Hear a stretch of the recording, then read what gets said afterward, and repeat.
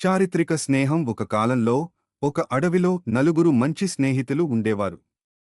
వారు ఒక జింక, ఒక కాకి, ఒక ఎలుక మరియు ఒక తాబేలు. ఒకరోజు జింక వేటగాళ్ల బోనులో చిక్కుకుంది. స్నేహితులు తక్షణమే సహాయం కోసం చేరుకున్నారు. కాకి పరిగెత్తి వేటగాళ్ల వస్తువులను పరిశీలించి తిరిగి ఎలుక వద్దకు వచ్చి విషయం చెప్పింది. ఎలుక తన పదునైన పళ్లతో బోనును కొరికి తెరిచింది. జింక బయటకు వచ్చి సుఖంగా ఊపిరి పీల్చుకుంది.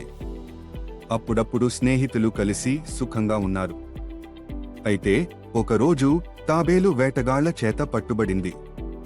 జింక తన వేగంతో తాబేలు బందీ చేయబడిన చోటుకి చేరి తన పళ్లతో త్రైమాసికంగా బోనును కొరికి తెరిచింది. నీతి: ఈ కథ స్నేహితుల సహాయం మరియు సమన్వయం ద్వారా ఎంతటి గొప్ప కష్టాలను ఎదుర్కొనగలమో తెలియజేస్తుంది. నిజమైన స్నేహితులు ఎల్లప్పుడూ పరస్పర సహాయానికి సిద్ధంగా ఉంటారు.